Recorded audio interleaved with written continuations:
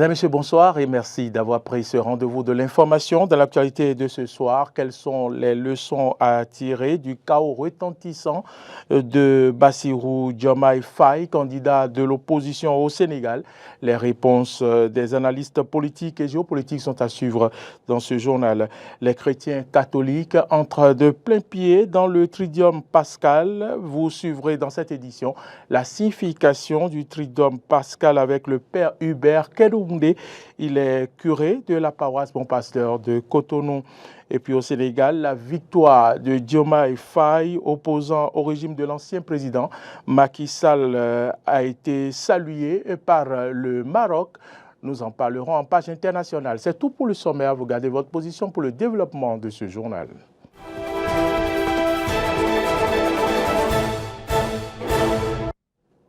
Merci de votre fidélité et bienvenue dans cette édition. Les chrétiens catholiques, dans leur marche vers Pâques, vivent à compter de ce jour le Triduum pascal. C'est une période de 3 jours pendant laquelle l'Église célèbre la passion du Christ. Suivez les explications du Père Kedou Ouidé, curé de la paroisse Bon Pasteur de Cotonou, au micro de Clémence Sonoukoua. Le Triduum pascal, c'est les 3 jours qui nous amènent à célébrer la Pâque, c'est-à-dire le jeudi saint, le vendredi saint, le samedi saint. Le jeudi saint, c'est l'institution eucharistique. Et deuxième chose, la fête du sacerdoce. Mais dans la célébration de la liturgie du jeudi saint, il y a 2 éléments importants de cette célébration. Le premier élément, c'est le lavement de pieds. J'ai dit tout à l'heure que c'est la fête du sacerdoce. Donc Jésus qui va dire à ses disciples, faites ceci en mémoire de moi. Et mémoire de moi, c'est comme ça que les prêtres ont reçu leur ministère. Être ministre du Christ, c'est faire comme le Christ à la suite du Christ. Or, le Christ dit que notre pouvoir, c'est dans le service. Les chefs de ce monde commandent un maître et les grands font sentir leur pouvoir. Parmi vous, il ne doit pas être ainsi. Que celui qui veut être le premier soit le dernier de tous. Que celui qui veut avoir le pouvoir se mette au service. Puis le vendredi, nous avons le chemin de croix et la célébration de la passion du Christ. Je rappelle que c'est la lecture de la Passion selon saint Marc, donc selon les synoptiques, que nous avons lu le dimanche des Rameaux, tandis que le vendredi saint, nous allons revisiter cette Passion du Christ pour vivre comment le Christ a assumé toutes les misères de notre vie et l'a transfiguré. Donc nous allons vivre l'amour qui nous a aimés jusqu'à la mort et qui nous a fait triompher de la mort. Puis viendra maintenant le grand silence du samedi saint avec Marie au cénacle. Nous serons en prière toute la journée et dans la nuit du samedi saint, nous allons faire éclater notre joie pour chanter que le Christ est vivant, qu'il a vaincu le péché et la mort et qu'il nous a fait héritier de la vie que la mort ne peut plus détruire. Je l'annonçais en titre, les résultats provisoires des élections présidentielles au Sénégal sont désormais connus. Le candidat de l'opposition, Bassirou Diomaye Faye, est élu président au premier tour du scrutin. Quelles sont les leçons à tirer de ce chaos retentissant? Vous suivrez dans cette analyse les invités de Ahmed Arepa sur Matin Didel. 54,28%, c'est le taux de suffrage obtenu par Bassirou Diomaye Faye selon les résultats provisoires proclamés au Sénégal par le Conseil constitutionnel. Amadou Ba, le candidat du pouvoir, arrive derrière lui avec 35,79%. 60% des suffrages exprimés. Olivier Michel de Campos, analyste géopolitique, revient ici sur le personnage qu'est le tout nouveau président du Sénégal. Il s'agit donc d'un ancien inspecteur des impôts, qui justement a suivi pratiquement le même parcours que M. Ousmane Sonko et qui est également radié de la fonction publique en raison donc de son engagement politique et des dénonciations qu'il a eu à faire par rapport au système qu'il dénonçait justement et qui lui ont valu aujourd'hui d'abord d'une part d'aller en prison et après aujourd'hui donc d'être élu président de la République. Il n'a occupé aucun poste électif de toute sa vie. Pour Hamzat Abdoulaye, il s'agit d'un vote sanction. Macky Sall n'a pas su gérer les dernières années parce que quand on prend le premier mandat de Macky Sall était littéralement plébiscité. Il était élu avec un taux, je vais dire, correct en tant que président du Sénégal. Mais après le premier septennat, la suite, je pense que c'est resté en travers de la gauche des Sénégalais.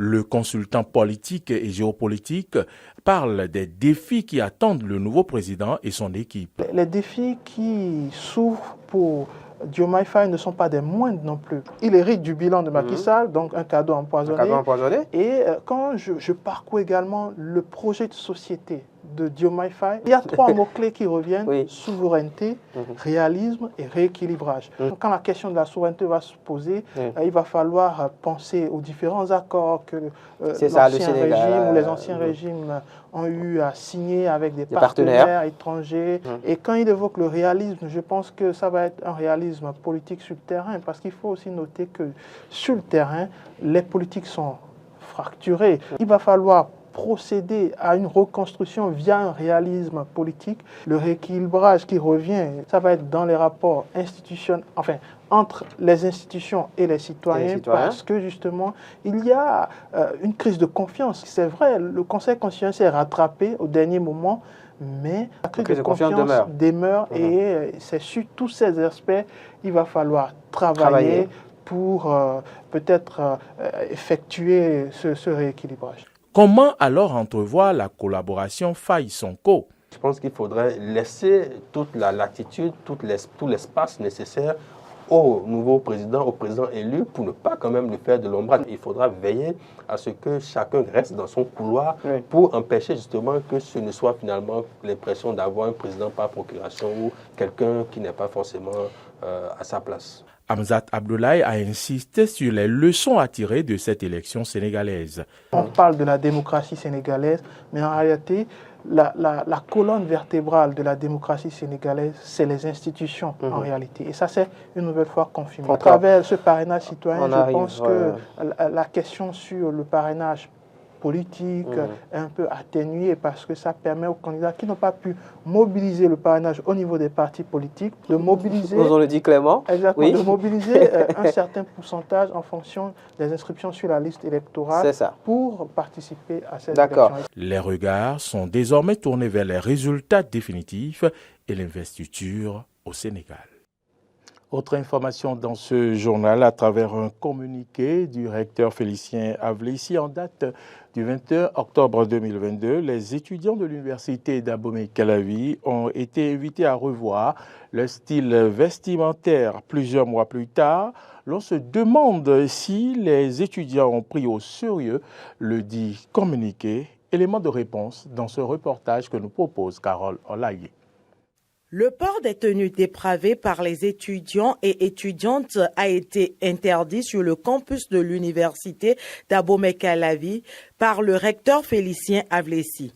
La mise en exécution de cette décision devrait mettre fin au désordre observé dans le rang des étudiants depuis plusieurs années en ce qui concerne les tenues vestimentaires inadéquates dans ce haut lieu de savoir. Plusieurs mois après cette répression, les avis des étudiants sont partagés aujourd'hui sur son impact. Il porte des choses qui ne sont pas en adéquation avec les titres que les gens comme étudiants. La note presque des étudiants savent Et parce qu'eux aussi, ils ont pris l'avertissement là aussi. Parce qu'avant, quand tu portes les tenues déchirées pour aller au restaurant, mais maintenant, quand tu portes ça pour aller, on va te dire, voilà, coton-toi. Cette note n'est pas du tout respectée de la majorité des étudiants. On rencontre généralement des étudiantes au milieu du en contact d'estroïdes qui se promènent sur le campus. Il y a plusieurs surveillants qui interdisent ça. Chaque matin, on voit les élèves revoyer tout ça. Plusieurs raisons justifieraient le port des tenues sexy et ou osées par les étudiants et prioritairement par les étudiantes. Je peux dire que les filles se disent ouais, c'est la mode. On est au 21e siècle, c'est la mode. Il faut qu'on porte au moins des habits un peu sexy pour pouvoir montrer tout nos formes et tout. Concernant les études et tout, oui, on porte ça, on vient en salle. Au moins les professeurs seront un peu attirés. On aime se faire. Non, pour moi, d'abord, un étudiant, quelqu'un qui veut apprendre, n'a pas besoin de s'habiller comme ça. Dans un lieu de connaissance où on cherche à connaître, à apprendre, on doit s'habiller de manière à ne pas déranger celui qui veut te donner des connaissances. Donc, genre, c'est toi qui cherches. Donc, tu fais du temps possible pour être dans les règles. Bon, selon moi, ce n'est pas qu'il y a quelque chose qui les pousse à s'habiller comme ça. Peut-être qu'ils ont l'habitude de s'habiller comme ça. C'est leur style vestimentaire. Donc, ils ne peuvent pas se passer de s'habiller comme ça. Ils ne peuvent pas se lever un jour et commencer à se couvrir. En premier lieu, c'est d'abord l'éducation familiale, depuis le bas âge. Parce que ce n'est pas tout le monde qui arrive à se comporter de manière. Donc, quand ils ont été chez les parents vivent ça, même si c'est qu'ils ne sont pas avec les parents, mais qu'ils ont eu l'habitude de porter cela avant. Et après cela aussi, on peut dire les amis d'amener à porter ce que tu n'apportais pas et ne portais pas. C'est au côté des filles que cela se voit. Donc, cela, nous devons prendre toutes nos dispositions pour ramener ses camarades à l'ordre, pour qu'ils sachent que s'habiller indécemment en public n'est pas une bonne chose. Des jupes taille basse, des pantalons taille basse, des débardeurs, des jupes mini et ou à fonte exagérée et des tenues décolletées sont prioritairement celles qui ont été formellement interdites aux étudiantes et étudiants de l'université d'Abomey-Calavi. La communauté internationale a célébré hier la journée mondiale du théâtre. Mais qu'est-ce que c'est que le théâtre et comment évolue-t-il au Bénin? Élément de réponse dans ce reportage de Arthur Wendo. Chaud! J'étais à une séance là. Chaud. Papa. Chaud. Oui. Chaud. Je t'ai appelé combien de fois? La journée mondiale du théâtre a lieu chaque année le 27 mars afin de célébrer la culture théâtrale. Créée en 1961 par l'Institut international du théâtre, cette journée permet de promouvoir le théâtre. Le théâtre, c'est d'abord la performance, le spectacle. Lorsqu'on parle d'un spectacle ou d'une performance, il s'agit, lorsqu'on parle d'une performance où il y a une mise en scène, où des personnages sont mis en jeu et il y a des acteurs qui utilisent leur corps et leur voix pour pouvoir incarner ces personnages-là. On peut déjà parler du théâtre à partir de cet instant. Parmi les genres théâtraux, on distingue la tragédie, le drame et bien d'autres types de théâtre. On parle du drame, de la tragédie, de la farce, de la comédie. On parle de beaucoup de choses, mais quand on vient au Bénin, on se demande si toutes ces formes de théâtre-là se pratiquent. Toujours est-il qu'ici, nous avons nos réalités et en fonction de ces réalités, nous avons nos différentes formes de théâtre. Ici, par exemple, on parle du théâtre populaire, le théâtre qui est pratiqué par les Pipiwabao. Mercredi 12 mai 2021, dans le but de redonner un autre visage au secteur du théâtre au Bénin, le gouvernement du président Patrice Talon a procédé à la dissolution du FITEB. Depuis lors, qu'est-ce que le théâtre est devenu au Bénin? Au Bénin, le théâtre, ça continue de vivre. Et ça va toujours vivre sans le FITEB ou avec le FITEB, parce qu'il y a beaucoup de travail qui se fait dans les compagnies, dans les troupes, dans les associations. Il y a beaucoup d'activités, beaucoup d'événements, beaucoup de créations qui se passent au Bénin depuis la suspension du FITEB. Donc pour moi, le théâtre actuellement au Bénin, ça évolue bien. Le théâtre évolue bien au Bénin, mais peut-on vivre du théâtre? C'est une question très complexe, surtout au Bénin. Mais je pense que le théâtre est un métier comme tous les autres métiers. Et un métier qu'on exerce avec beaucoup d'amour, c'est un métier qui peut nourrir. Il faut savoir s'y mettre, il faut savoir comment nourrir cette passion-là. La Journée mondiale du théâtre est l'occasion idéale pour regrouper les amateurs du théâtre et les personnes curieuses souhaitant découvrir cet art. Je peux même te sortir tes colis maintenant, papa. Démocratiquement élu à 54,28% à l'issue des votes du dimanche dernier au Sénégal, la victoire de Diomaye Faye n'est plus contestable. Il a été félicité par le président Mohamed VI et le porte-parole du ministère des Affaires étrangères chinois. Il est réjouissant de constater que l'élection présidentielle au Sénégal s'est déroulée de manière pacifique et ordonnée. Nous félicitons Bassirou Diomaye Faye pour sa victoire. La Chine et le Sénégal sont de bons amis et frères.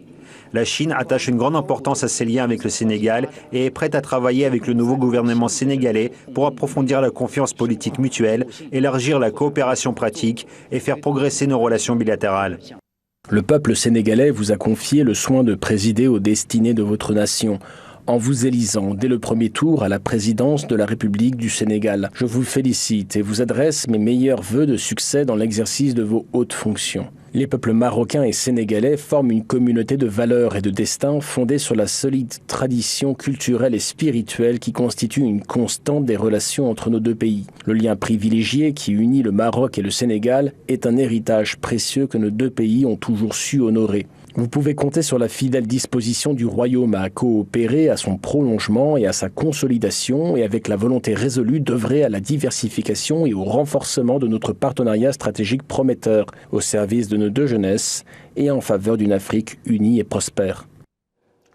Mesdames, Messieurs, c'est par ces messages de félicitations au tout nouveau président sénégalais que nous mettons un terme à cette édition. Merci à toutes et à tous de l'avoir suivi. L'information continue sur nos différentes plateformes, YouTube, Facebook et sur notre site internet www.belen-eden.tv. Vous pouvez désormais nous suivre sur Canal+, mais plutôt au numéro 5. Vous pouvez nous suivre également sur la TNT au numéro 10. Bonne suite de nos programmes et à demain.